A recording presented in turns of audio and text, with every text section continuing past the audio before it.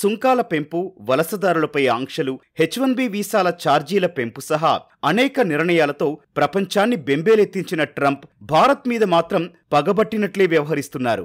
భారత్ నుంచి అమెరికాకు ఎగుమతయ్యే వస్తువులపై 50% సుంకాలు సహా మనకు అత్యధిక వాటా ఉన్న H1B వీసా దరఖాస్తు రుసుంను ఏకంగా $1,00,000కు పెంచి పెద్ద పిడుగు వేశారు ట్రంప్.